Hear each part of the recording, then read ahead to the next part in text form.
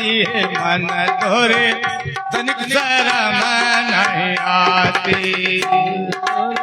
तनिक शरम नहीं आती मन तोरे तनिक शरम नहीं आती। माता मरी पिता तो मर गे सुत मासी। माता मरी पिता तोर मर गे सुत जानता हो हम हूँ मर गई। जानत हो हम हूँ मर गई। आई मरण के पाती मन तोरे तनिक शरम नहीं आती। मन तोरे तनिक शरम नहीं आती। मन तोरे तनिक शरम नहीं आती।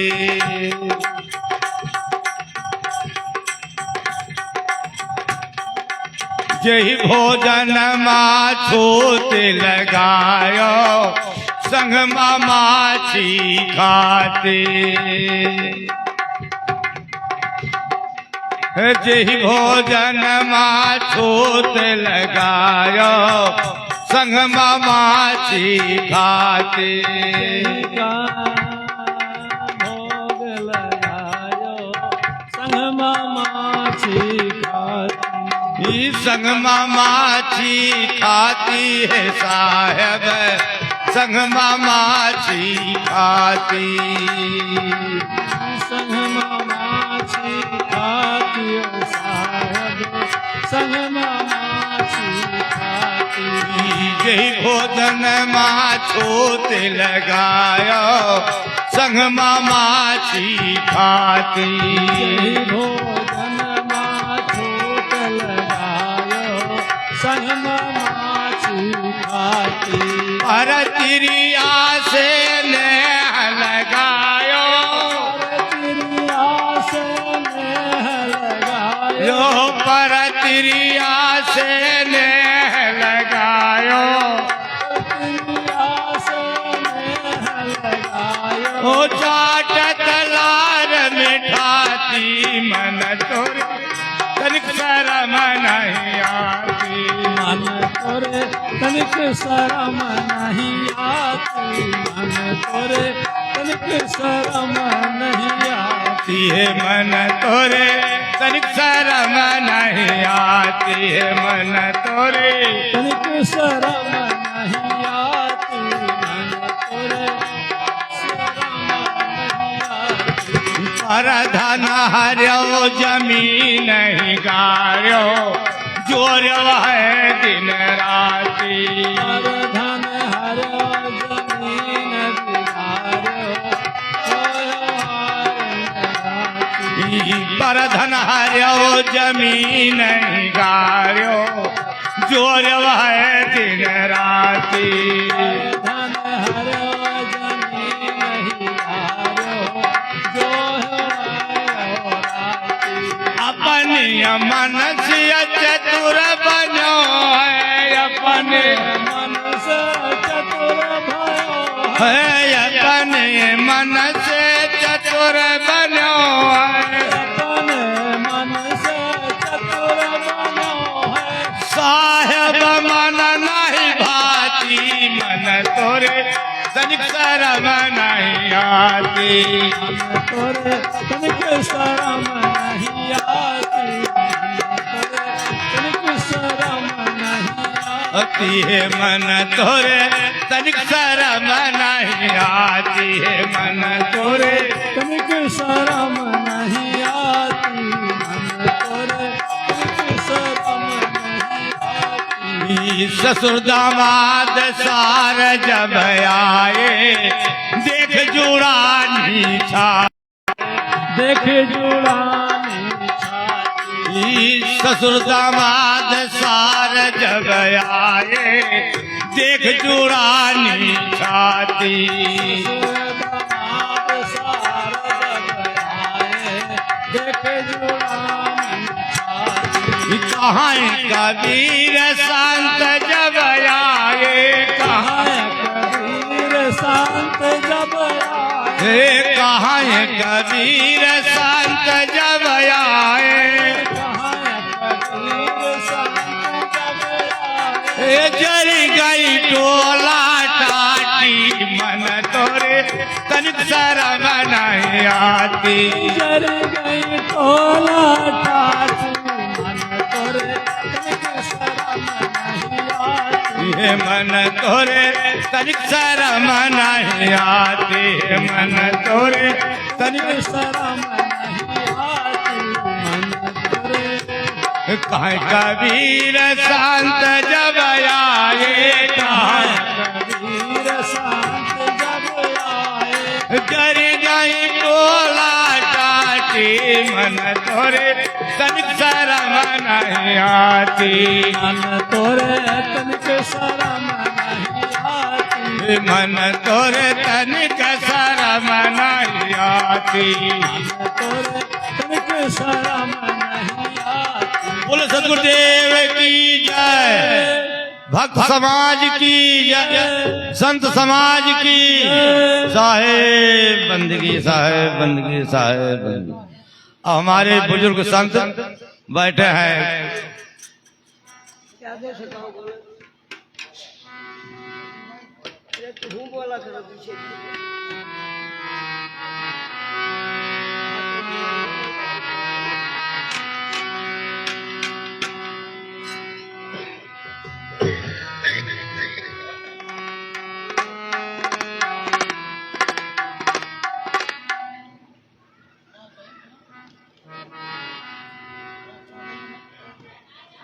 बोलो बोलो। जब तलक है जिंदगी फुर्सत नहीं है काम से, और कुछ समय ऐसा निकालो प्रेम कर लो राम से,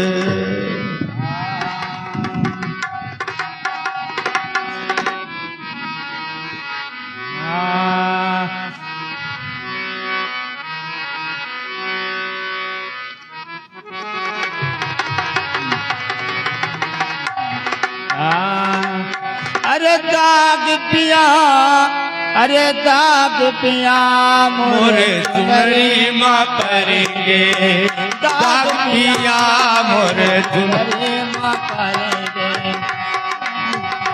ये चुनरी माँ पर गे, ये चुनरिया माँ पर गे, दाग पिया मोरे चुनरी माँ करेंगे, दाग पिया मोरे चुनरी माँ करीगे, दाग पिया मोरे चुनरी माँ करीगे, हे चुनरी माँ करेंगे, हे चुनरिया माँ करेंगे, दाग पिया मोरे चुनरी माँ करेंगे, दाग पिया मोरे चुनरी माँ करीगे, दाग पिया मोरे चुनरी माँ करीगे।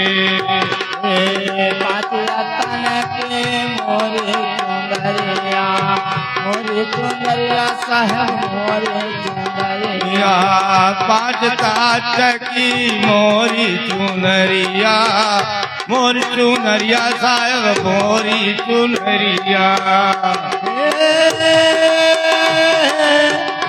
अरे तुअरा पे बांधा लागे पिया मोरे चुनरे माँ करेंगे, दाग पिया मोरे चुनरे माँ करेंगे, दाग पिया मोरे चुनरी माँ करीगे, दाग पिया मोरे चुनरी माँ करीगे, ए चुनरी माँ करेंगे, ऐ चुनरिया माँ करेंगे, दाग पिया मोरे चुनरे माँ करेंगे, दाग पिया मोरे चुनरे माँ करेंगे, 16 बंद लागे दिया मोरे चुनरी माँ करीगे, दाग पिया मोरे चुनरी माँ करीगे, चुनरी मोरे मई के तयावा, मई के तयावा हो मई के तयावा, वाई चुनरी मोरे मई के से आई, ई चुनरी मोरे मई के से आई,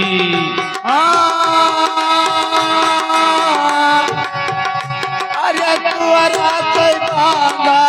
लाग पिया मोरे चुनरे माँ परेंगे दाग पिया मोरे चुनरे माँ परेंगे ये चुनरी मोरे मई कैसे आई सबसे मनुआ कोई दिया मोरे चुनरी माँ परी गे दाग पिया मोरे चुनरी माँ परी गे काते कबीरा बाबा जमा छोटे दाग जमा छोटे बाबा जमा छोटे काय कबीर दाग जब छूटी है काय कबीर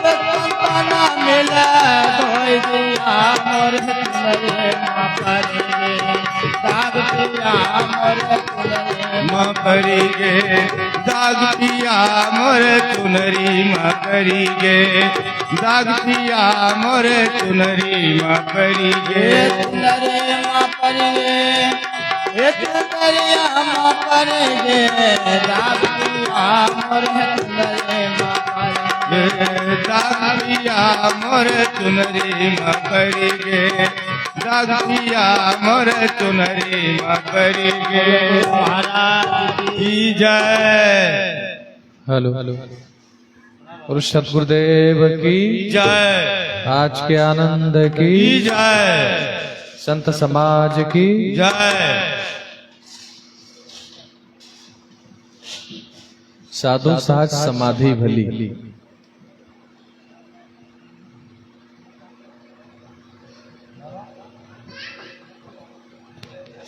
भारतीय मनीषियों ने तीन समाधियों की बात की, 3 योग दर्शन, जिसमें हठ योग, अष्टांग योग और सहज योग। इन तीनों योग में अपनी अलग अलग महत्वाएं। हठ योग जो अंगों से किए जाते हैं, शरीर को कष्ट दिए जाते हैं। कोई तपस्वी बनता है, तपसी बनता है, बैसाख के महीने में, जेठ के महीने में अग्नि से शरीर को तपाता है, वो हठ योग की क्रिया है। भोजन छोड़ देना, खड़े होकर तपस्या करना, अपने शरीर को दुख देना, कष्ट देना, वो हठ योग। हठ योग गुरु गोरक्षनाथ जी का या शैव शिव संप्रदाय के साधक ये साधना करते हैं। इसको हठ योग कहा गया है। पानी में खड़े होकर खड़ेश्वरी व्रत करना, भोजन न करना, शरीर को तपाना, ये हठ योग की क्रिया है। इसको गोरखनाथ जी ने इस योग का महत्व लोगों को समझाया है। महर्षि पतंजलि का अष्टांग योग, वो अंदर उस परम सत्ता को पाने के लिए योग दर्शन कराते हैं। योग दर्शन, योगा, जो अब योगा हो गया, योग से योगा, उनका अष्टांग योग। अष्टांग का विच्छेद जब करते हैं तो 8 अंगों द्वारा अष्ट अंग, अष्टांग योग, यानी शरीर की क्रियाओं को योगा करते हुए, कसरत व्यायाम करते हुए वो साधना करते हैं। इसको कहते हैं अष्टांग योग। ये महर्षि पतंजलि की। लेकिन मध्यकालीन संतों ने सोचा कि ना तो ये हठ योग कर सकता है जीव, और ना ये अष्टांग योग कर सकता है। कोई ना तो पानी में खड़ा हो सकता है 10-20 साल ध्यान साधना कर सकता है, और ना नित्य नियमित योग और कसरत कर सकता है, तो मध्यकालीन संतों ने एक सहज समाधि भली कहा, सहज योग, इसमें कुछ नहीं करना। कहते हैं साधो सहज समाधि भली, आंख न मूंदो, कान न मूंदो, काया कष्ट न धारो, खोले नयन हंस हंस पहचानो, सुंदर रूप निहारो, जो डोलूं सो परिक्रमा, जो जागूं सो पूजा, जो सोऊं तो करूं दंडवत, भाव मिटाऊं दूजा। संतों ने कहा कलयुग का जब प्रभाव बढ़ेगा तब ये ध्यान साधना भी नहीं कर सकता। तो उन्होंने बहुत आराम से एक विधि बताई, सहज योग। गोस्वामी तुलसीदास जी ने भी कहा, चेतन अमल सहज सुख राशि।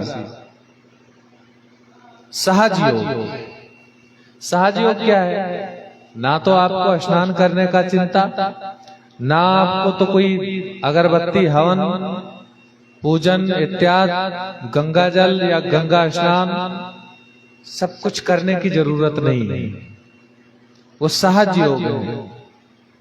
और सहज योग का सुंदर दर्शन मनीषियों ने समझाया कि कुछ नहीं करना है, केवल सुमिरन करना है। ना तो पानी में खड़ा होना, ना आपको जंगल पहाड़ में जाना है, ना आपको अग्नि तापना है। अग्नि तापते हैं कुछ लोग, बैसाख के महीने में आग तापते हैं। उनसे पूछो कि आग क्यों तापते हो, तो वो बताएंगे कि हमारे संप्रदाय में ये लागू है, अग्नि तापना, जिनको तपसी कहा जाता है।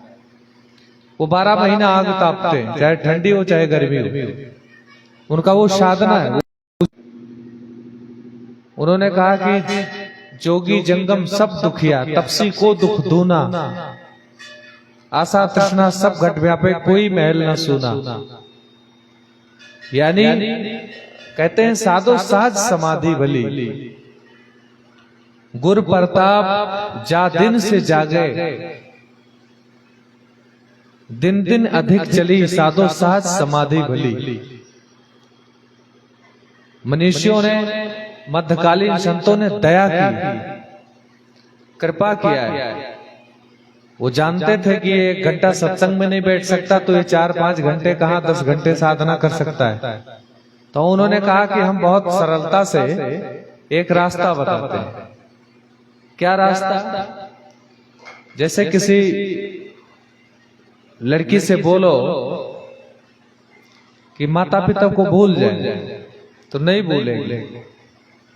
उसका वजूद, लड़की का वजूद माता पिता के साथ शरीर जुड़ा हुआ है, आत्मा भी जुड़ी हुई है, इसलिए छोड़ नहीं सकता। लेकिन जब माता पिता उसी लड़की की शादी विवाह किसी घर पे कर देते और 4-6 महीने बाद जब वो लड़की वापस आती, पूछता है बाप की बेटा थोड़ा याद नहीं आता, तो वो एक ही जवाब देगा, याद तो आता है लेकिन घर पे इतना काम है, इतनी आवश्यकताएं हैं कि मैं आपको बोल चुकी हूं, अब हमको अपने घर की याद है। तो संतों ने बहुत दया की। ये जीव के ऊपर कृपा इसलिए की कि बाहर मुखी क्रियाओं में मन ज्यादा उलझ जाएगा। पहले के ऋषि मुनि लोग 60-60 हजार वर्ष तक तपस्या किया करते थे, उनको भूख प्यास भी नहीं लगती थी। आज समय बदल गया, 1 घंटे सत्संग में चौकड़ी मार के बैठना हो तो उथल पुथल कर देते थे। तो उन्होंने कहा कि कुछ नहीं करना, आंख न मूंदो, कान न मूंदो, काया कष्ट न धारो, खुले नयन हंस हंस पहचानो, सुंदर रूप निहारो, जहां डोलूं सो परिक्रमा, जो जागूं सो पूजा, जो सोऊं तो करूं दंडवत, भाव मिटाऊं दूजा। यानी यही घटना कबीरदास जी के साथ हुई। विश्वास जब तक हमारा किसी इष्ट के साथ नहीं जुड़ेगा तब तक उसका कोई प्रभाव नहीं बन सकता। कबीरदास जी जब शरीर छूटने का टाइम आया, मैं कल चर्चा कर रहा था, हम लोगों को जाने का भी मौका मिल रहा है बार बार। तो कबीरदास जी मगहर मृत्यु का स्थान जो है चुनते हैं। मरने का स्थान जो है सब नहीं चुन सकता, मरने के लिए तैयार ही नहीं कोई, तो मरने का स्थान कैसे चुनेगा? तो बनारस में इन्होंने 50-60 सालों तक मौलवियों को और पंडितों को दोनों को झकोरा, खूब दोनों की बुराइयों को बाहर किया। तो जब अंत समय आया तो वहां के सारे पंडा और मौला लोग, जो मुल्ला लोग थे, वो बटुर करके इकट्ठा होकर के बोले, कबीर बाबा तुम जिंदगी भर तो दोनों धर्मों की बुराई किए हो और तुम मरने के लिए मगहर जा रहे हो। मगहर एक ऐसी जमीन थी उस समय कि लोग उसको दुर्भाग्यपूर्ण नगर मानते थे।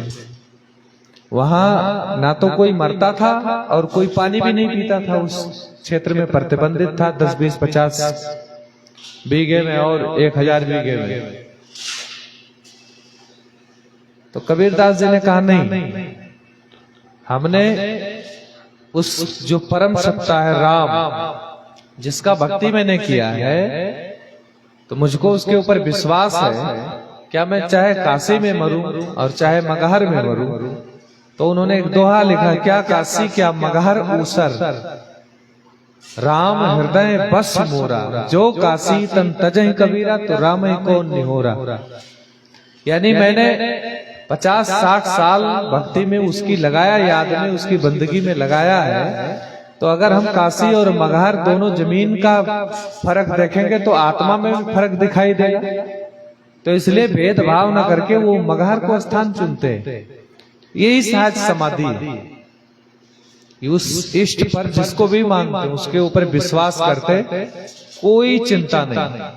और जिस व्यक्ति की चिंता खत्म हो गई संसार में, वही सुख का रूप हो जाता है। चिंता से बढ़कर के कोई दुख है ही नहीं। गोरखनाथ जी और मच्छंदर नाथ जी दोनों लोग किसी नगर में भोजन करने के लिए गए तो किसी राजा ने सोने की ईंट दे दी। मत्स्येंद्र नाथ गोरखनाथ जी के गुरु थे। सोने की ईंट को गुरु जी ने अपने झोले में रख लिया। तो दोनों जंगल के रास्ते से गुजर रहे थे और बार बार बूढ़ा गुरु अपने शिष्य से, गोरखनाथ से कहते थे, बेटा जल्दी चल, जल्दी चल, घर पे पहुंचना है, गांव में पहुंचना है, किसी बाजार में पहुंचना है। तो गोरखनाथ ने सोचा कि ये आज तक हम जंगल पहाड़ में रुक गए, नदी के कछार पे रुक गए, गांव पड़ा तो गांव में कहीं भी रुक गए। आज कारण क्या है कि बूढ़ा गुरु बार बार गांव जाने के लिए कह रहा है। तो दोनों पानी पीने के लिए कुएं के पास रुके। गुरु जी ने डोरी और लोटा दोनों डाला और झोली पकड़ा के, देख ध्यान से रखना, और मैं पानी पीता हूं। बाबा पानी खींचने में व्यस्त थे और इधर से गोरखनाथ ने देखा कि उसमें सोने की ईंटें थी। तो कहा कि आज बूढ़ा गुरु इन्हीं सोने की ईंटों के कारण परेशान है। उसने क्या काम किया, वो सोने की ईंट वहीं फेंक दी और पत्थर के टुकड़े उसी वजन के झोली में रख दिए। बाबा पानी पी करके वापस आए, वजन देखा झोली का तो दोनों बराबर, चल दी। थोड़ी दूर गए, उसने कहा बेटा शायद हम लोग रास्ता भटक गए कहीं और कोई चिराग भी नहीं दिख रहा, दूर दूर तक गांव नहीं दिख रहा है। तो शिष्य ने पीछे से ताली लगा के हंसते हुए बोला, गुरुजी कोई बात नहीं है, अब तो चिंता करने की जरूरत नहीं है। तो एक समय के लिए तो उसका सांस रुका कि इसका मतलब क्या है। ये कह रहा चिंता के, उनका चिंता की चीज में कुएं के पास फेंका है। तो झोली में हाथ डाला तो देखा तो उसी वजन के पत्थर के टुकड़े थे। तो गुरु ने कहा ठीक किया तूने फेंक दिया। इसी अभिप्सा में, इसी इच्छा में हमने इतना समय, लगभग 24 घंटे हुए चलते चलते, और ना हमको मंजिल मिल रही है ना शांति मिल रही है। तो इस कहानी का आशय यही है कि हम जिस अपेक्षा में बैठ करके और युगों में और जन्मों में और मनुष्य की योनि और दुनिया के कई जन्म भय कीट पतंगा, कई जन्म गजबीन कुरंगा, कई जन्म हैबर वृक्ष जोए, यानी वृक्ष का जन्म तमाम करोड़ों, मैंने पिछले सत्संगों में चर्चा की है कि करोड़ों करोड़ों योनियां हैं जो एक एक लाख साल तक जीती, उनका जीवन रहता है। और वही जीते जीते हमको वही अभिप्सा, वही इच्छाएं नहीं सोने देती, न बैठने देती। बस लोग जैसे रोड पे कोई चलता है, इस समय दोपहरिया में रोड पे देखोगे तो दूर पानी दिखता है, लेकिन जब वहां पहुंचते हैं तो पानी नहीं रहता। ऐसे मृग रेगिस्तान में जब उसको प्यास लगती है तो रेगिस्तान यानी बालू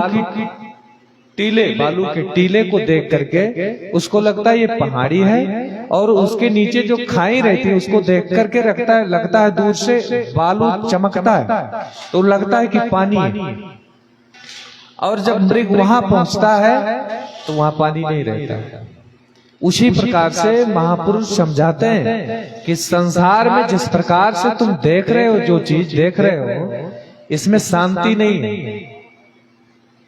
उन्होंने कहा ये मृगावारी, मृग तृष्णा जल देख लुभाए, प्यास मिटत कबहू नहीं तेरी, मान कही मन मूर्ख मेरी। मृग तृष्णा, मृग मतलब मृग तृष्णा इच्छा, उसकी इच्छा क्या रहती है कि अभी ये खाई के ओट में जाएंगे तो पानी दिख रहा है, लेकिन जब वहां पहुंचता है तो पानी नहीं रहता। जैसे कोई कुत्ता हड्डी लेकर के आता है, गांव में देखेंगे कुत्ते हड्डी लेकर के आते हैं, बहुत चाव से काटते हैं, बहुत लगन के साथ काटते हैं हड्डी को। और काटते क्यों है? उनके मसूड़े से खून निकलता है और उसी हड्डी में लगता है, और जब कुत्ता देखता है तो उसको लगता है कि मैंने इस हड्डी के अंदर से खून निकाल लिया, और उसी अपेक्षा में वो ढंग से उसको काटता है। 1-1 घंटे 2-2 घंटे हड्डी चबाता है। वो कब तक चबाता है? जब तक कोई उसको बताने वाला नहीं है कि भाई जिसको तुम खून समझ रहे हो कि संसार में हम आनंद ले रहे हैं, मजा ले रहे हैं, वो कोई बाहर का खून नहीं, तुम अपना खून लगा करके दांव पर के तुम आनंद ले रहे हो। महापुरुष यही समझाते हैं कि साधो सहज समाधि बली। अगर अब भी नहीं कर पाए तो किसी भी युगों में नहीं कर सकते। ये सब युगों में मनुष्य की योनियां लंबी होती थी। सतयुग में 60,000 से ऊपर योनियां उनका उम्र रहता था, हर एक योनि की, कोई 60,000 कोई 50,000, और उनका कद भी बड़ा होता था। बताया गया कि सतयुग में 15-16 फीट के लोग हुआ करते थे। जब त्रेता लगा तो 10 फीट के लोग होने लगे, और जब द्वापर लगा तो 8-7 फीट के होने लगे। और कलयुग में अब तो तमाम लोग दवा खाते हैं, वो 4 से 5 से मैक्सिमम। अब एक सर्वे के अनुसार भारत में कहा गया है कि उम्र, युवा अवस्था और बुढ़ापा अवस्था किसी का कुछ दिन के बाद में पता ही नहीं चलेगा कि ये युवा है कि ये वृद्धा है। जितनी उम्र उसकी दिखाई देगी उतने एक लड़के की भी दिखाई देगी। ये परिवर्तन है। जैसे जैसे मनुष्य बाहर मुखी क्रियाओं में अपने आप को फैलाता है, मन को, वैसे उसका सारा कमजोर होता है। तो वो कहते हैं कि ना तो हमको जब तक पूजा पाठ या शरीर को गलाना है, ना हमको जंगल पहाड़ में जाना है, ना हमको पानी में हल करके तपस्या करना है, ना हमको अग्नि तापना है, कुछ नहीं करना। वो कहते हैं साधो सहज समाधि भली। सहज समाधि वही, आंख न मूंदो, कान न मूंदो, काया कष्ट न धारो। शरीर कष्ट देने की जरूरत नहीं है, आंख बंद करने की जरूरत नहीं है। खुले नयन हंसिया से पहचानो, सभी से प्रेम करना सीखो, सभी से नम्रता विनम्रता करना सीखो। जैसे कुछ लोग समझते हैं कि अब प्रेम किसी के सामने दर्शाओगे तो कमजोरी समझेंगे, अक्सर समझते भी है लोग, लेकिन प्रेम किसी की कमजोरी नहीं है, ताकत है, पावर है। और जिन जिन लोगों ने प्रेम का उपयोग किया, जो गोलीबारी से और डंडे से और तलवार से नहीं समझते थे, वो सब एक बाणी से मान गए। अंगुलमाल की कहानी सब लोग जानते हैं, सुने। बुद्ध जी ने कुछ प्रयोग नहीं किया, ना तो लाठी डंडे का प्रयोग किया, ना झगड़ा किया। उन्होंने आराम से अंगुलमाल से कहा, क्योंकि साधकों ने रोका था कि बुद्ध से कहा कि तुम उधर मत जाओ। उन्होंने कहा किधर? इधर बताया, एक रास्ता बता दिया, ये रास्ता अंगुलमाल की गुफा की तरफ जाता है। और वो अंगुलमाल इतना खतरनाक डाकू है कि वो लोगों की अंगुलियों को काट करके पहन लेता है और उनको जान से मार देता है। रोज ऐसे 10-20 लोगों को मारता है, उनकी अंगुलियों को पहनने का शौक। बुद्ध ने कहा ये तो बहुत अन्याय कर रहा है, आज हम देखते हैं कैसे अंगुलियों को काटेगा, कैसे गला काटेगा। और बहुत समझाया वहां उनके साधकों ने, उनके शिष्यों ने कि भगवान इस तरफ मत जाओ, इस तरफ वो खूंखार डाकू किसी की सुनता नहीं, ये नहीं देखेगा कि ये साधक है, कि ये बुद्धत्व की प्राप्ति करके बौद्धिस्ट है, ये आया है, आपको मार देगा। उन्होंने कहा आज देखते हैं कैसे मारता है। जब किसी व्यक्ति को यथार्थ का परिचय कराओगे और जब वो सत्य जान जाता है तो उसके जमीन पांव से खसक जाती है नीचे से। और बुद्ध ने वही बाण छोड़ा। कबीर साहब ने बीजक में कहा कि ज्ञानी मारे ज्ञान से, वेदी मारे तीर, सतगुर मारे शब्द से, बेधत सकल शरीर। वही अंगुलमाल को बुद्ध जी ने, वही जैसे गुफा के सामने पहुंचे, अंगुलमाल ने तलवार निकाल करके और तेजी के साथ मारने के लिए बुद्ध की तरफ दौड़ा। कहा ठहर जाओ। बुद्ध ने कहा कि मैं तो कब का ठहर चुका हूं, तुम कब ठहरोगे? और जैसे ये बात अंगुलमाल के कान में पड़ी, उसका तलवार कृपाण छूट गया और कहा तुम कुछ जादूगर दिखाई देते हो। अंगुलमाल ने कहा बुद्ध से कि तुम जादूगर दिखाई देते हो। उन्होंने कहा क्यों? कहे इसलिए क्यों आज तक अंगुलमाल का तलवार किसी के आगे छूटा नहीं और कोई छूटा भी नहीं तलवार से। आज कारण क्या है तलवार गिर गई? उन्होंने कहा तुमको सत्य का परिचय करा रहा है। जब तुम किसी व्यक्ति को जिंदगी नहीं दे सकते तो मारने का अधिकार तुमको किसने दिया? उन्होंने उपमा देने के लिए कहा इस वृक्ष की एक टहनी काटो। तो तलवार उठा के टहनी काट के कहे अब इसको जोड़ो। जोड़ तो नहीं सकते। कहे जब तुम जोड़ नहीं सकते तो तोड़ने का, विखंडन करने का अधिकार किसने दिया? और बताया जाता है कि वो खूंखार डाकू जिसके लिए समझाने के लिए उसके वो किसी अच्छे घर से अंगुलमाल बिलोंग करता था, उसके घर वालों ने और बड़े बड़े सामंतवादियों ने, राजाओं ने समझाने का प्रयास किया लेकिन माना नहीं। लेकिन महापुरुषों का इतनी भी वाणी कान में पड़ती है तो वो आगे लिखते हैं कि जब ही नाम हृदय धरा हुआ पाप को नाश। जब किसी को नाम की प्राप्ति होती है, सत्य का, नाम क्या है? सत्य है। किसी को सत्य का जब बोध होता है तो तृप्ति हो जाती है। तो जब ही नाम हृदय धरा हुआ पाप को नाश, जैसे चिनगी आग की परत पुरानी घास। एक छोटी सी चिनगी आग की यदि किसी सूखी घास के ऊपर पड़ जाए तो सारे घास को जलाकर राख कर देती है। उसी प्रकार महापुरुषों की वाणी अगर आदि से भी आदि घड़ी आदि में पुनियाद, तुलसी संगत साधकी कटत कोट अपराध। थोड़ी सी भी वाणी अगर महापुरुषों की कान में पड़ गई और चिंतन करने के लिए मन किसी का एकाग्रचित होने लगा तो कर्म होना सुनिश्चित है। बुद्ध ने कहा है कि किसी चीज को इतना मत सोचो कि वो प्रतिज्ञा बन जाए, और जब प्रतिज्ञा बन जाता है किसी का तो कर्म होना सुनिश्चित है। इसीलिए उतना ही सोचो कि जितना आप लोड ले सको। साधो सहज समाधि बनी। सहज समाधि क्या है? सुमिरन। और सुमिरन क्या है? सुमिरन माला जपने का काम नहीं है, जिह्वा डुलाने का काम नहीं है। सुमिरन तो बोध करने का पावर है, शक्ति।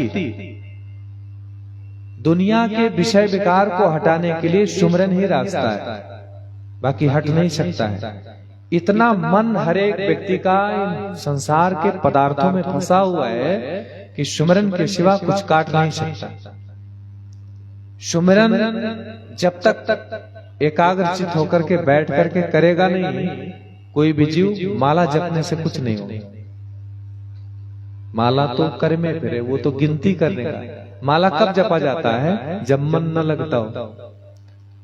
और ये 90% क्या 95% से और आगे 99% लोगों का सबसे बड़ा शिकायत यही रहता कि मेरा गांठ दर्द करता है, बैठने में कमर में तकलीफ होती है, मैं सुमिरन नहीं कर सकता, मैं भजन नहीं कर सकता, मैं सत्संग में नहीं बैठ सकता। किसी को कंप्यूटर लिखना ना भी आता हो, कोई गाड़ी खरीदने के लिए जाए 4 व्हीलर, तो उसका EBS कंप्यूटर वगैरह कैसे वो खूब चेकिंग करते हैं। उनको कंप्यूटर लिखना भी नहीं आता तब भी वो पूछते हैं। कोई पैसा गिनता हो, एक आदमी पैसा गिनता हो और दूसरा कोई वहां खड़ा हो, और कितने ध्यान से वो उसको देखेगा। पैसा गिनने में मन लगता है। कोई चप्पल जूता खरीदने के लिए बाजार में चले जाए तो दुकानदार थक जाता है, ये दिखाओ वो दिखाओ, ये कंपनी नहीं, ये जहां बनी होगी वहां गड़बड़ हुई होगी, फिर वो कंपनी के बताओ, वो कंपनी के बताओ। यानी अन्य जगह काम मन लगता है, लेकिन सुमिरन में मन नहीं लगता। एक भाई मुंगेरी लाल नाम था, फिल्म देखने के लिए गया, और वो फिल्म देखने के लिए पहले सिनेमा में लगती थी, फिल्में लगती थी और प्रचार होता था, उसके बैनर वगैरह लगाए जाते थे, और वो होता था कि अगले दिन कौन सी पिक्चर चलेगी, और उस हाल में सब लोग इकट्ठा होते थे, देखते थे, और तमाम लोग इस आदत में बर्बाद भी हो गए। तो मुंगेरी लाल फिल्म देखने के लिए हॉल में गया, फिल्म सिनेमा हॉल में। उसने वो फिल्म देखी और ऐसा देख रहा था कि उसमें वो जो उसकी अभिनेत्री थी, हीरोइन थी, वो स्नान करने के लिए नदी में उतर रही, और वो पानी में उतर रही थी स्नान करने के लिए, और ये लोग सब लोग देख रहे थे। अब सारे लोग इतने एकाग्रचित होकर के देख रहे थे, क्योंकि संसार बुराई बहुत देखते हैं, और वो धीरे धीरे अपना कपड़े उतार के स्नान करने के लिए पानी में जा रही थी, और सब लोग ऐसे चपक के उस सीट पे बैठे कि कुछ देखने का टाइम आया, तब तक ट्रेन में सीन आ गया। उसमें ऐसा फिल्म वालों ने बनाया था कि वो जब स्नान करने की लड़की पानी में उतरी तो ट्रेन की सीट उसमें आ गई, और जब तक ट्रेन जाती है तब तक उसका हीरोइन का स्नान खत्म हो गया। तो सब लोग घर पे चले गए। तो मुंगेरी लाल दूसरा शिफ्ट भी देखा, उसने तीसरा शिफ्ट भी देखा, चौथा भी देखा। अंत में जब 5वें शिफ्ट देखने गया तो टिकट बेचने वाले ने कहा, क्यों भाई आपको फिल्म बहुत अच्छी लग रही है आज की, 5 टिकट आप देखने, आप नाश्ता पानी भी करने नहीं गए। उन्होंने कहा आपको बात समझना है, वो जो लड़की स्नान करने के लिए पानी में उतरती, कहे हाँ, तो कहे कि वो फिर चलती हुई ट्रेन का सीन आ जाता है, कहे हाँ, कहे मैं इसलिए दोबारा देख रहा हूं कि हिंदुस्तान है कि उस ट्रेन कभी न कभी तो लेट हो ही जाती है, तो वो देखने को मिल जाएगा। कितना मन लगता है। हर जगह पैसा गिनने से लेकर के और खाने पीने तक, सोने में, बात करने में, दुनिया की व्यवस्थाओं देखने में, जूता चप्पल खरीदने में मन लगता है, लेकिन सुमिरन में मन नहीं लगता, क्योंकि डर नहीं है किसी के पास। और जिस व्यक्ति के पास डर नहीं है उसकी आत्मा मर जाती है, जिसको मनबढ़ कहते हैं। और जो मनबढ़ हो जाता है उसकी फिर क्या दुर्दशा होती है किसी न किसी दिन। गांव में कई लड़के मनबढ़ होते हैं, गांव में खूब तमाशा करते हैं, खूब नौटंकी करते हैं, और जब वही मन बढ़ी रहती है तो किसी जगह ऐसे जाते हैं, बस वहीं पे उनकी बढ़िया से दवाई हो जाती है, जेल भी चले जाते हैं। तो मन का बढ़ना ठीक नहीं है, बढ़ाना ठीक नहीं है। इसलिए संतों ने कहा साधो सहज समाधि बली। कहा ये न तपस्या नहीं कर सकता ये कलयुग में, तो सहज समाधि उन्होंने बताई, कहे कुछ नहीं करना, चल भाई तेरे को जप करना, न तप करना, न पूजा पाठ करना, न तीर्थ व्रत जाना, न किसी भगवान को ढूंढना, करना क्या है,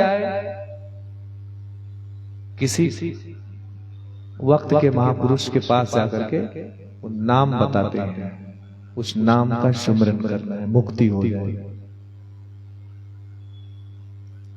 इसीलिए हम लोग गाते हैं, गुरु जी सत्य का देते ज्ञान, जीव का इससे लगता ध्यान। गुरु जी सत्य का देते ज्ञान, जीव का इससे लगता ध्यान। गुरु जी सत्य का देते ज्ञान, जीव का इससे लगता ध्यान। गुरु जी सत्य का देते ज्ञान, जीव का इससे लगता ध्यान। गुरु जी सत्य का देते ज्ञान, जीव का इससे लगता ध्यान। गुरु जी सत्य का देते ज्ञान, जीव का इससे लगता ध्यान। वो अपना ज्ञान लुटाते हैं, वो अपना ज्ञान लुटाते हैं, कि मन का भरम मिटाते हैं, कि मन का भरम मिटाते हैं। मेरे सतगुरु दीन दयाल काग को हंस बनाते हैं। मेरे सतगुरु दीन दयाल काग को हंस बनाते हैं। मेरे सतगुरु दीन दयाल काग को हंस बनाते हैं। मेरे सतगुरु दीन दयाल काग को हंस बनाते हैं। अजब है संतों का दरबार, जहाँ से मिलती भक्ति अपार। अजब है संतों का दरबार, जहाँ से मिलती भक्ति अपार। अजब है संतों का दरबार, जहाँ से मिलती भक्ति अपार। अजब है संतों का दरबार, जहाँ से मिलती भक्ति अपार। मन का भरम मिटाते हैं, मन का भरम मिटाते हैं। हृदय का प्यास बुझाते हैं, हृदय का प्यास बुझाते हैं। कि मन का भरम छुड़ाते हैं, कि मन का भरम छुड़ाते हैं। मेरे सतगुरु दीन दयाल काग को हंस बनाते हैं। मेरे सतगुरु दीन दयाल काग को हंस बनाते हैं। अजब है संतों का दरबार, जहाँ से मिलती भक्ति अपार। अजब है संतों का दरबार, जहाँ से मिलती भक्ति अपार। अजब है संतों का दरबार, जहाँ से मिलती भक्ति अपार। अजब है संतों का दरबार, जहाँ से मिलती भक्ति अपार। शब्द अनमोल सुनाते हैं, शब्द अनमोल सुनाते हैं। कि मन का भरम छुड़ाते हैं, कि मन का भरम छुड़ाते हैं। मेरे सतगुरु दीन दयाल काग को हंस बनाते हैं। कि मेरे सतगुरु दीन दयाल काग को हंस बनाते हैं। काग को हंस बनाते हैं, काग को हंस बनाते हैं। काग को हंस बनाते हैं। काग को हंस बनाते हैं। वो सहज समाधि गई। संतों के पास जाओ और उनसे पूछो, देखो आठों पहर हर एक व्यक्ति का बेकार में जा रहा है। आठों पहर बेकार में जा रहा है। 8 पैर होते हैं, 2-2 घंटे के पैर होते हैं, 16 घंटे के पैर होते हैं, बाकी रात्रि होती है। तो वो 8 पैर बेकार में जा रहे हैं। और इसलिए बेकार में जा रहे हैं कि हमको रास्ता नहीं दिखाई दे रहा है। किसी को कोई रास्ता न सूझे और आप उससे पूछो, कोई रास्ता भटक जाए, आपको फोन करे कि भैया मैं रास्ता भटक गया हूं, और उनसे पूछो कि कहाँ पे खड़े हो, ये मालूम नहीं कहाँ पे खड़े, बस किसी जगह खड़े हैं। किस जगह खड़े, अब ये मालूम नहीं, एक चौराहा है, चौराहे का नाम मालूम नहीं, तो कोई आपको रास्ता नहीं बता सकता। इसलिए अपनी स्थिति को पहचानो कि मानव शरीर ईश्वर ने किस लिए दिया है, उसकी सार्थकता क्या है, लगाना कहाँ चाहिए। तो उन्होंने कहा कि बहुत कुछ करने की जरूरत नहीं है, सुख दुख से परे परम पद, सो सुख है सुखदाई। कहत कबीर सुनो भाई साधो, दुख सुख से जो परे परम पद, सो सुख है सुखदाई। सुख क्या है, जिसमें कोई सुख ना हो, कोई दुख भी ना हो, वही सुख है, सच्चा सुख, जिसको सहज सुख कहा जाता है। सहज सुख यही है कि हर एक व्यक्ति, दुनिया के सारे लोग शांति से सुख को प्राप्त नहीं कर सकते। खाने पीने की चीजें खाते हैं, कुछ लोगों को डॉक्टर रोक देता है, वो उनके पास सब व्यवस्थाएं और सब कुछ रोका हुआ रहता है। तो सारी व्यवस्थाएं जिस व्यक्ति के पास हो और वो भूखा मरता रहे, तो वही हंसने की बात है। मोए देखा तावे हंसी, पानी में मीन प्यासी। तो इसलिए बंधुओं, ये हर एक व्यक्ति का छोटा छोटा सा भी समय का हिसाब किताब है, हर एक सांस का हिसाब किताब है। कहता हूं कह जाता हूं, कहो बजाए ढोल।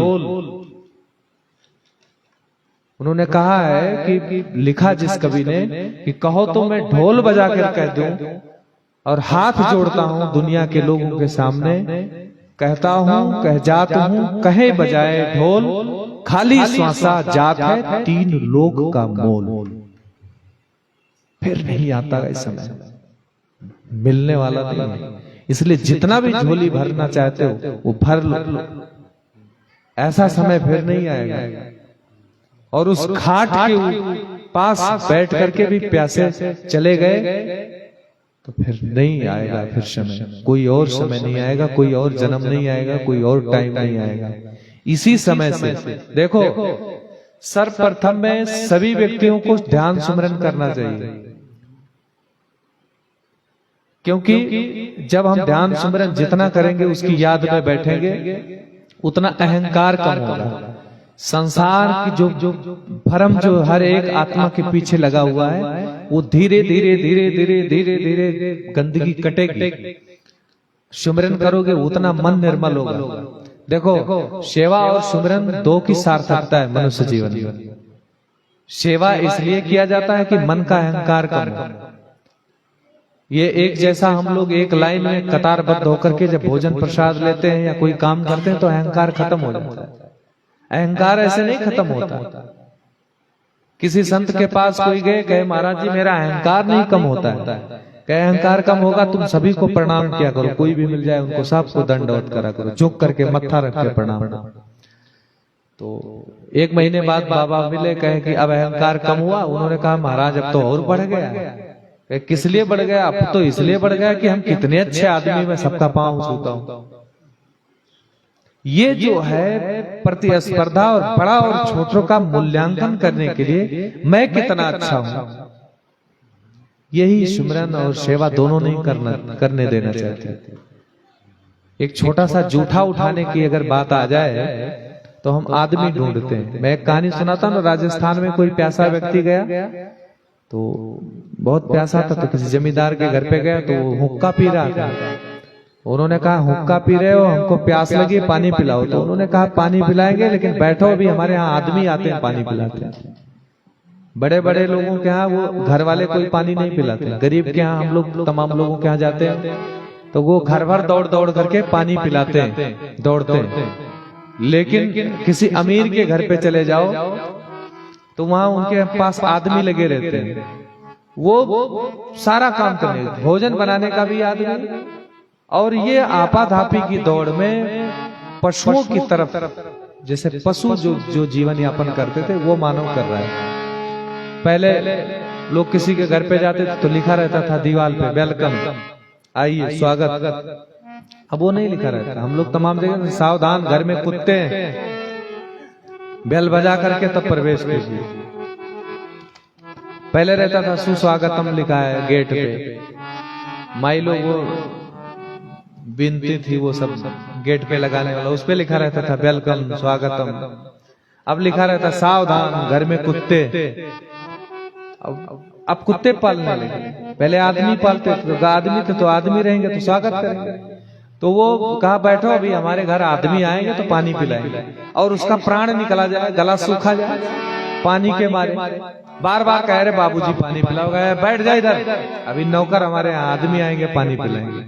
जब उसको लगा कि अब ना तो पानी पिलाएगा और ना इसका नौकर आएगा, तो उसने कहा बाबूजी एक बात कहूं, बुरा तो नहीं मानोगे? कहे नहीं, कहे कि थोड़े समय के लिए आप ही आदमी बन जाओ, आदमी का ही काम है पानी पिलाना, दूसरों का हित देखना। तो इंसानियत के सिवा, और ये सेवा का भाव इसीलिए लोगों के अंदर महापुरुष लोग पैदा करते हैं, सेवा करो, सुमिरन करो, इससे अहंकार कम होगा और उससे आत्मा के ऊपर जो मैल चढ़ा हुआ वो सुमिरन से साफ होगा।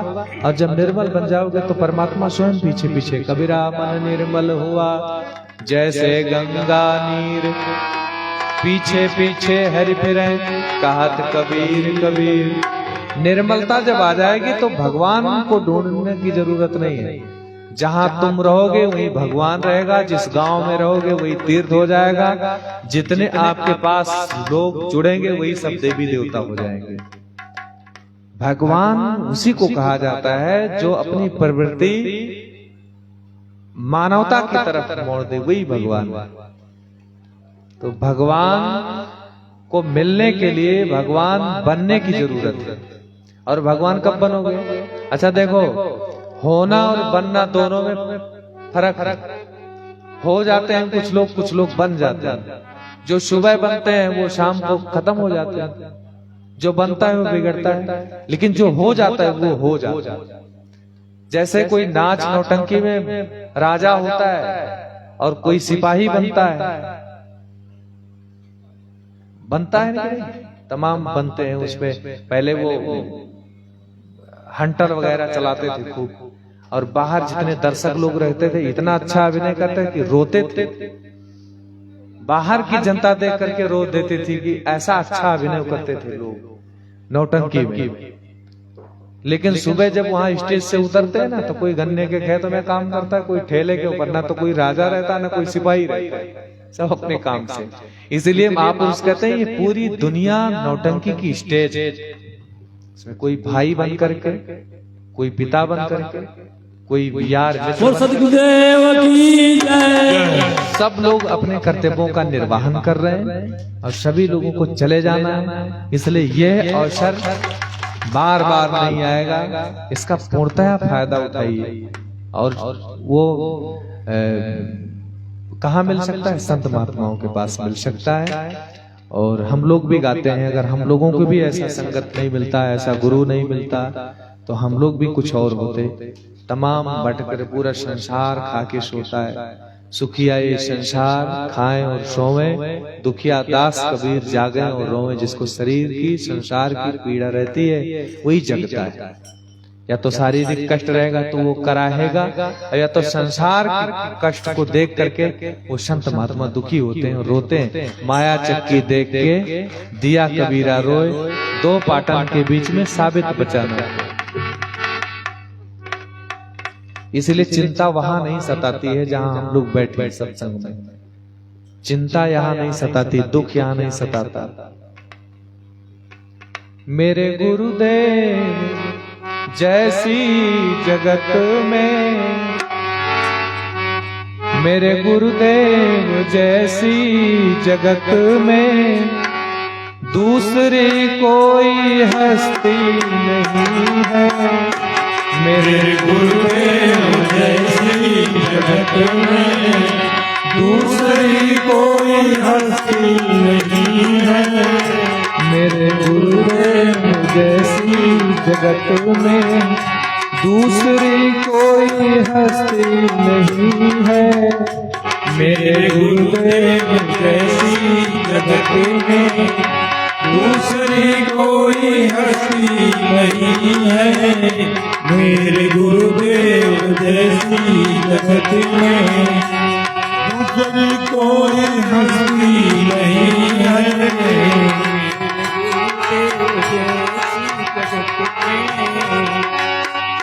मेरे गुरुदेव जैसी जगत में दूसरी कोई हस्ती नहीं है। मेरे गुरुदेव जैसी जगत में दूसरी कोई हस्ती नहीं है। दूसरी कोई हस्ती नहीं है। दूसरी कोई हस्ती नहीं है। जो बरसती है, जो बरसती है रहमत यहाँ पर, वो कहीं पर बरसती नहीं है। जो बरसती है रहमत यहाँ पर, वो कहीं पर बरसती नहीं है। मेरे गुरुदेव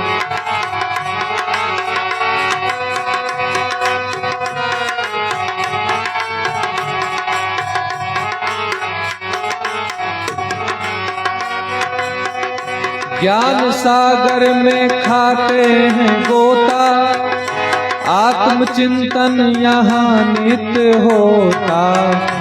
ज्ञान सागर में खाते हैं गोता, आत्मचिंतन यहाँ पे होता। ज्ञान सागर में खाते हैं गोता, आत्मचिंतन यहाँ नित्य होता। ज्ञान सागर में खाते हैं गोता, आत्मचिंतन यहाँ पे होता। सतगुरु चिंतन में जो लोग रहते, सतगुरु चिंतन में जो लोग रहते, चिंता नागिन भी डसती नहीं है। चिंता में जो लोग रहते, चिंता नागिन भी डसती नहीं है। मेरे गुरुदेव जैसी जगत में दूसरी कोई हस्ती नहीं है। मेरे गुरुदेव जैसी जगत में दूसरी कोई हस्ती नहीं है। मेरे गुरुदेव जैसी जगत में और सब महापुरुषों ने कहा कि माया कहाँ नहीं सताती, किसको नहीं सताती। हमको पूरे संसार की कायनात को, मैंने पिछले बार सत्संग में कहा है और गाया भी है, सब जग को रही नचाए हरि माया जादूगर में। कोई बचता नहीं, बचता कौन है।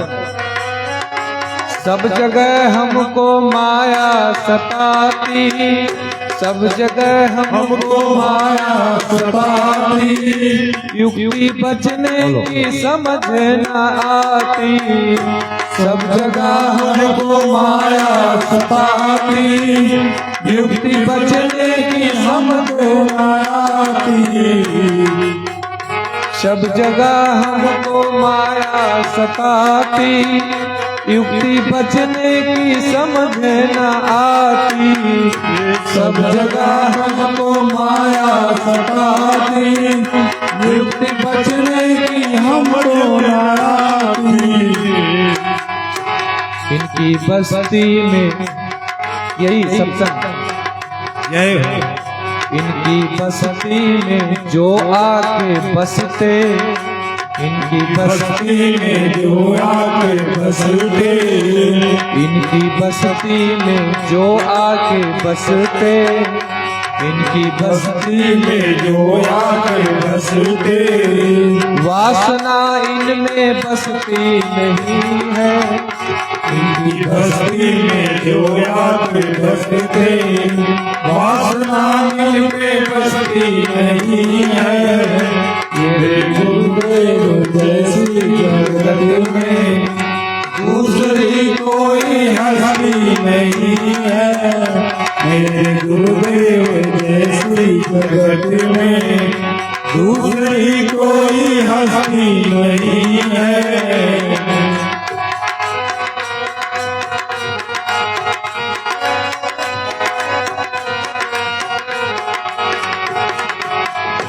जिसने आत्म स्वरूप है पाया, जिसने राजेश गुरु गुण है गाया, जिसने आत्म स्वरूप है पाया, जिसने राजेश गुरु गुण है गाया, जिसने आत्म स्वरूप है पाया, जिसने राजेश गुरु गुण है गाया।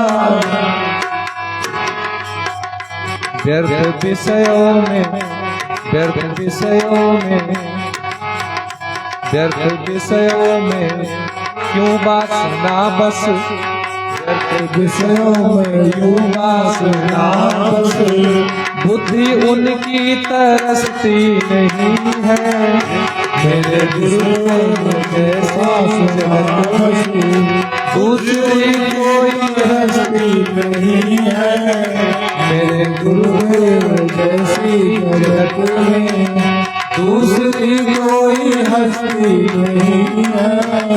जो बरसती है रहमत यहाँ पर, जो बरसती है रहमत यहाँ पर, वो कहीं पे बरसती नहीं है।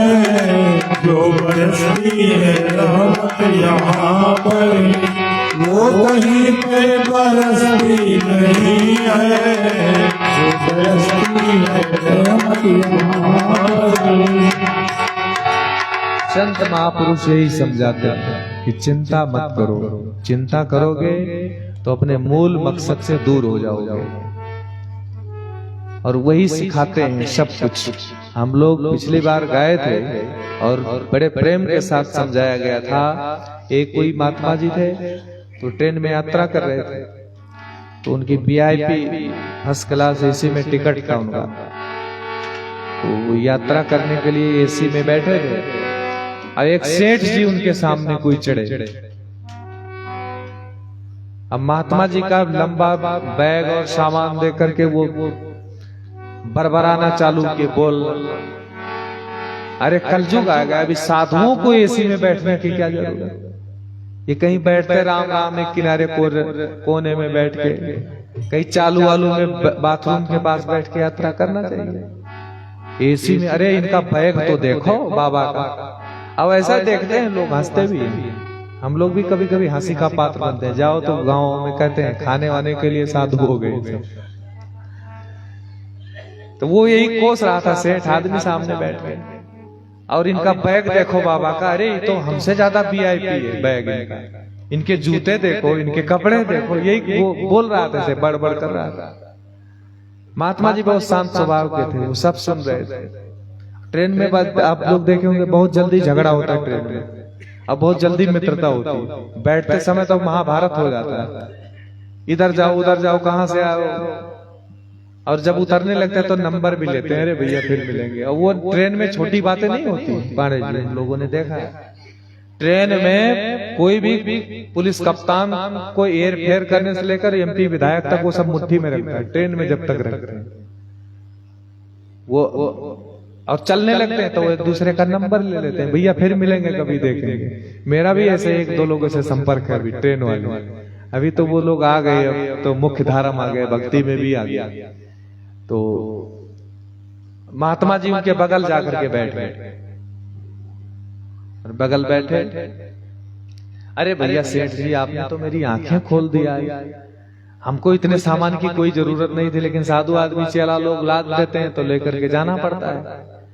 और वो उनको लगा सेठ जी को ये महात्मा जी अब तो हमारा अनुसरण कर रहे हैं, अब वो और भूल गए कि अब हम तो यथार्थ ज्ञानी हो गए।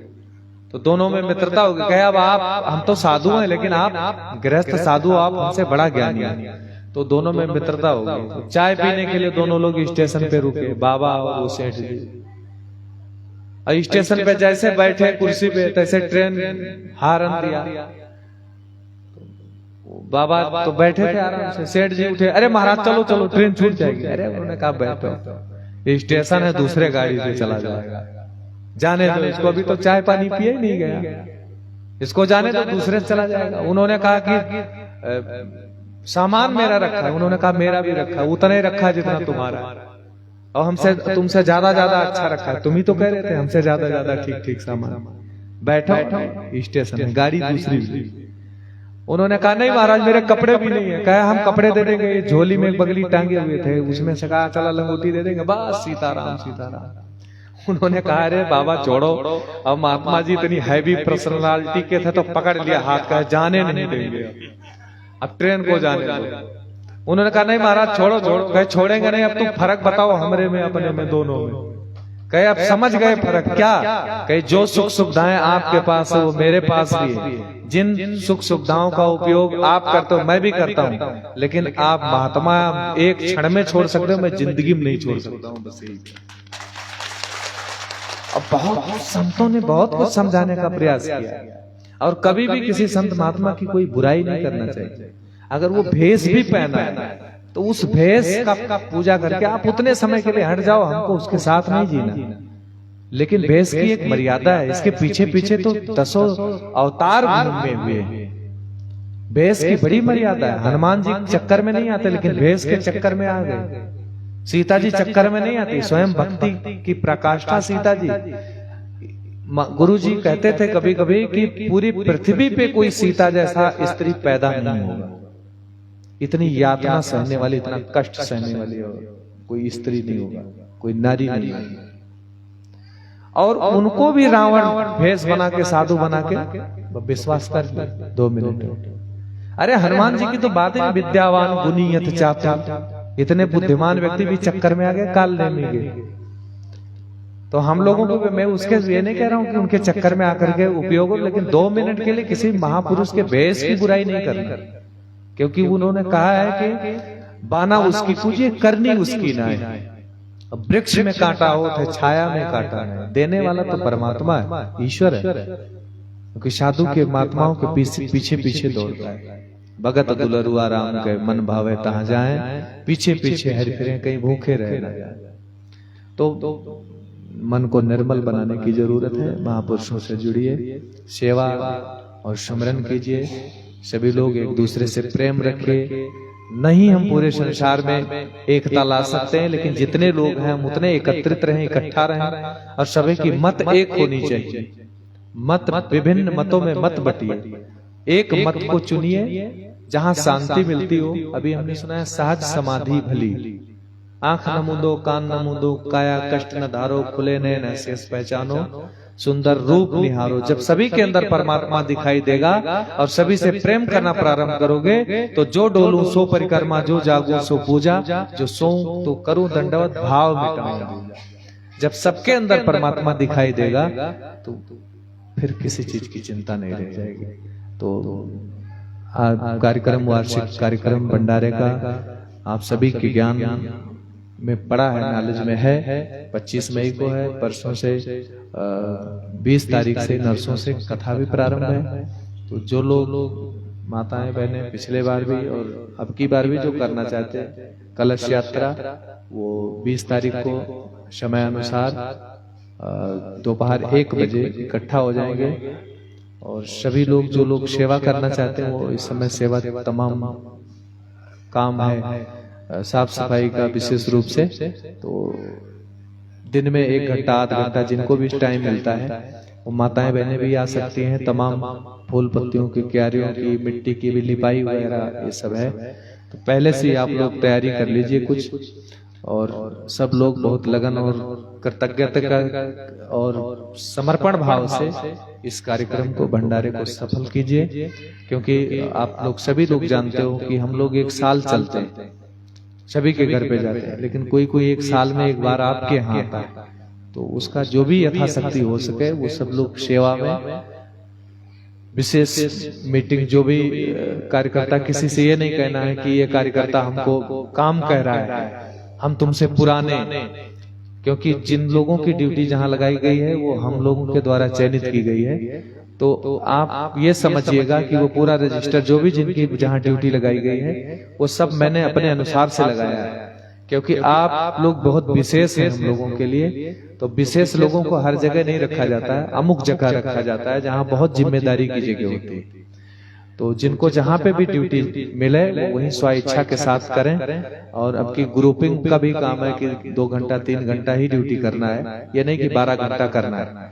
मैं सभी की बात नहीं करता, लेकिन जो लोग नित्यप्रत आश्रम आते हैं, सेवा करना चाहते हैं, या जिन लोगों ने नाम लिखा है, वो सभी लोग प्रेम के साथ अभी इसके लिए एक मोटिवेशनल कार्यक्रम करें। जो जिम्मेदार लोग हैं, किसी से कैसे बात करना है परोसने के लिए, किसी ऊंची आवाज में नहीं बोलना है, क्योंकि एक दिन के लिए वो हमारे आश्रम पे आता है, तो हमको उसका अगर एक कुछ अपशब्द भी कह दे तो हमको उसको सुनना है। उलट के जवाब किसी को कुछ नहीं कहने की जरूरत है, क्योंकि सभ्यता का परिचायक है हमारा आश्रम की, सभ्यता वाले लोग रहते हैं। तो मैं सभी से निवेदन करता हूँ कि जो भी उपयुक्त कार्यक्रम है उसमें सब लोग अपनी अपनी सहभागिता रखें। ज्यादातर सेवा की जरूरत है, वो तन की सेवा, तमाम काम चल रहे हैं। सभी लोग कल से भी आ सकते हैं, परसों से भी आ सकते हैं, और जिनको ज्यादा टाइम हो पूरा दिन सेवा दे सकते हैं। भोजन पानी की भी व्यवस्था, जिन लोगों को आता है और कोई काम नहीं करना है तो वो भोजन प्रसाद में भी सेवा करें, क्योंकि 10-20 लोग रोज काम करते हैं। तो ये आप लोगों का काम है, हम लोग तो बैठे रहते हैं, हम लोग तो अपाहिज हो चुके हैं, कुछ करने की नहीं, हम लोग केवल बैठे रहते हैं, बस वहीं बैठना पड़ता है।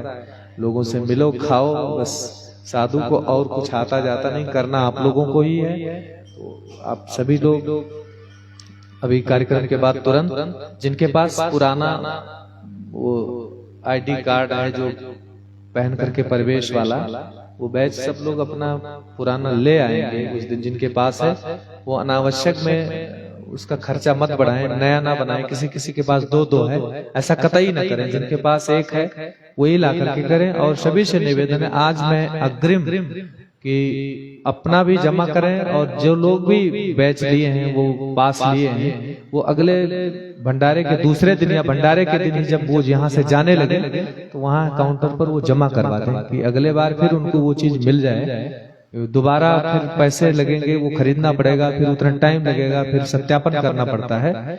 तो जिनके पास पुराना है वो पुराना लेकर के आएंगे, और जिन लोगों ने फोटो वगैरह जमा किया है और उसमें पुराना आपके पास है, तो आप उनसे मना भी कर दीजिएगा, मेरा मत बनाइए, मेरे पास पुराना रखा हुआ है।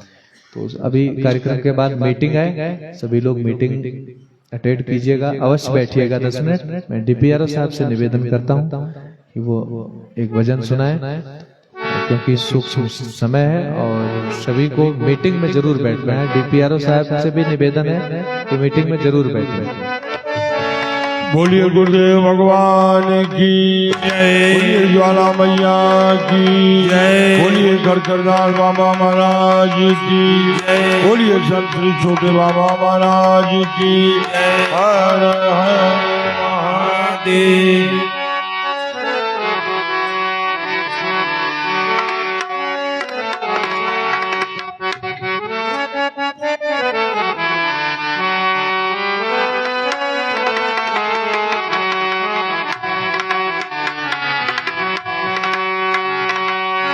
कि लोगवा काहे बदे डाकू बेईमान बनल बा, ई शरीरिया राउर माटी क मकान बनल बा, ई शरीरिया राउर माटी क मकान बनल बा, ई शरीरिया राउर माटी का मकान बनल बा।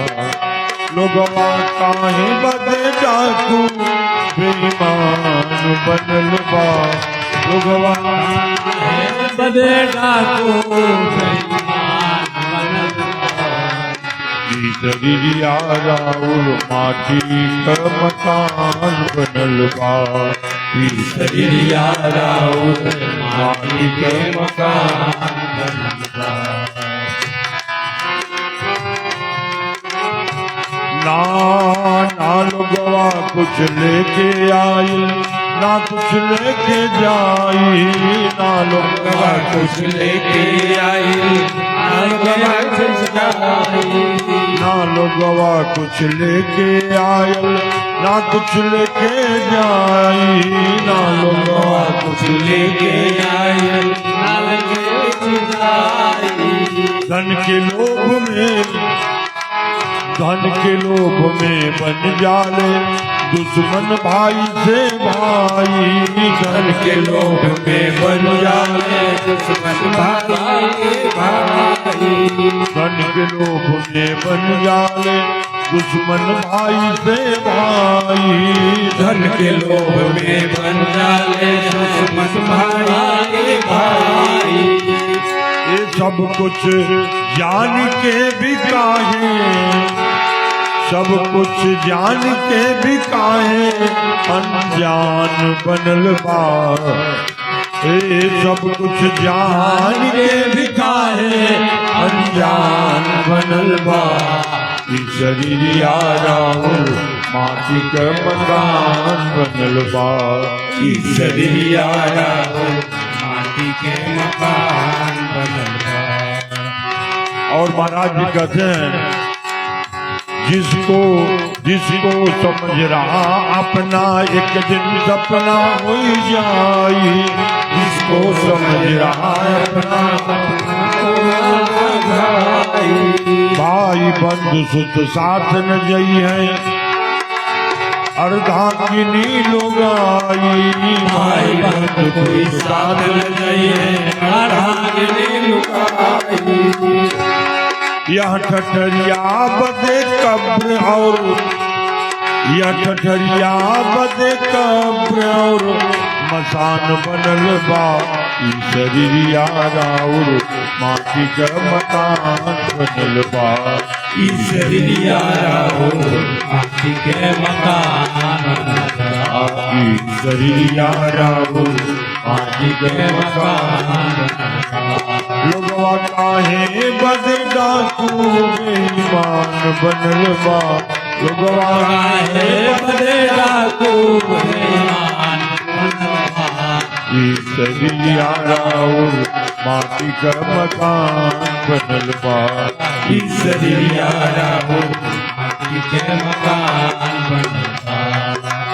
बड़े भागलत 84 में सुंदर नर्तन पाया। बड़े भागलत 84 में सुंदर नर्तन पाया। यह दहिया के भीतर सारा, यह दहिया के भीतर सारी सृष्टि और माया। यह दुनिया के भीतर सारी सृष्टि और माया। एक कायागढ़ में एक राजा, कायागढ़ में एक राजा का ठिकान बनल बा। ई शरीरिया राउर माटी का मकान बनल बा। ई शरीरिया राहुल माटी के मकान बनल बा। लोगवा काहे बदे डाकू बेईमान बनल बा। लोगवा काहे बदे डाकू बेईमान बनल बा।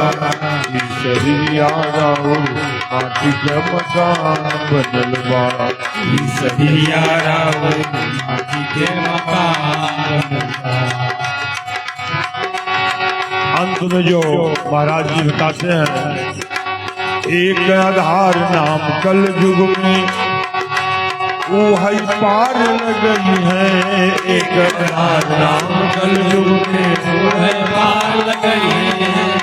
एक आधार नाम कल युग में वो है पार लगई है। एक आधार नाम कल युग में वो है पार लगई है। कल युग केवल नाम आधारा जय हो।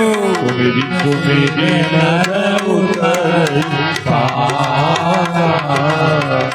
कल युग केवल नाम आधारा मेरी तो मेरी नर उतर पारा। एक आधार नाम कल युग में वो है पार लगई है। एक आधार नाम कल युग में वो है पार लगई है। और जीवन मरण छोड़ई है। जीवन मरण छोड़ई है। जीवन मरण छोड़ई है सतगुरु बाकी सब अरुझई है। जीवन मरण छोड़ई है सतगुरु बाकी सब नहीं है। जीवन मरण छोड़ई है सतगुरु बाकी सब अरुदयी है जीवन मरण छोड़े हैं सतगुरु बाकी सब अरुदयी है।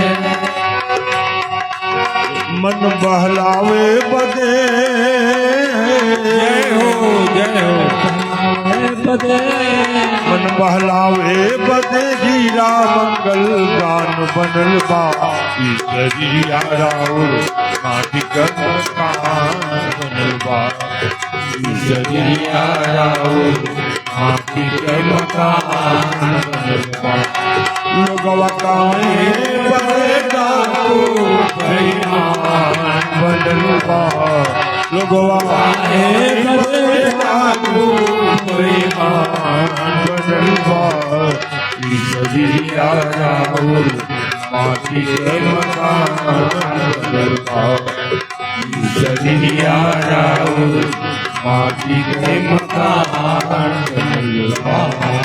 बोलिए सदगुरुदेव भगवान की जय। हर हर महादेव।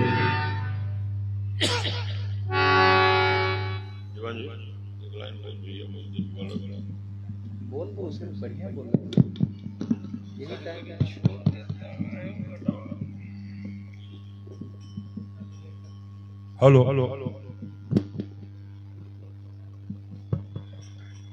एक बार प्रेम से बोलिए ज्वाला मैया की, शंकर भगवान की, छोटे बाबा की जय जय।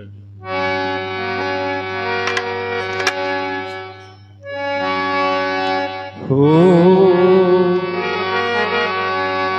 त काहे काहे माया में भुलाई बड़ा तोता हो कि काहे माया में भुलाई बड़ा तोता हो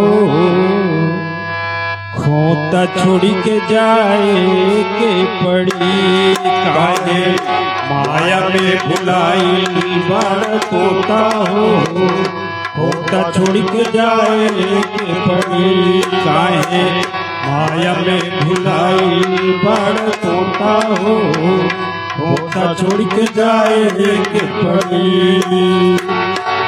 राजा रंग चाहे हुए हर जोता हो राजा रंग चाहे हर जोता हो खोता छोड़ के जाए के पड़ी काहे माया में भुलाई बड़ा तोता हो खोता छोड़ के जाए के पड़ी काहे माया में भुलाई बड़ा तोता हो खोता छोड़ के जाए के पड़ी।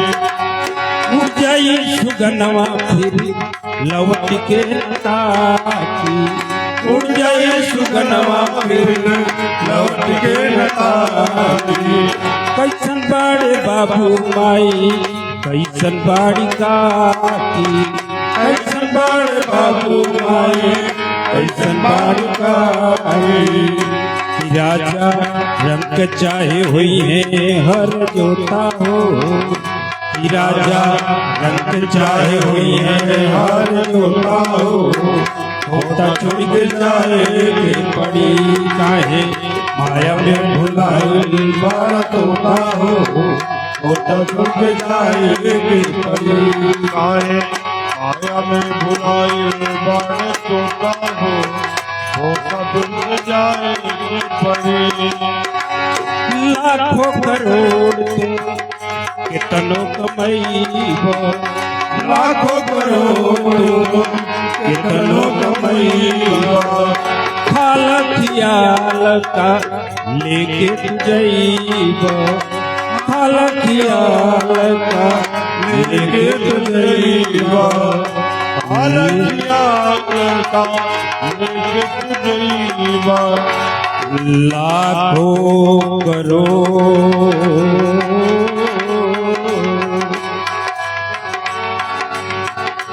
लाखों करोड़ कितनो कमैबो लाखों करोड़ कितनो कमैबो खाल खियाल का लेके तुझैबो भारतिया का लेके तुझैबा कि मेहरी चूड़ी फोड़ के रोई है अलोता हो कि मेहरी चूड़ी फोड़ के रोई है अलोता हो पोता छोड़ के जाए पड़ी काहे माया में भुलाई बार पोता हो पोता छोड़ के जाए पड़ी काहे माया में भुलाई बार पोता हो पोता छोड़ के जाए पड़ी। बोलिए गुरुदेव भगवान की जय।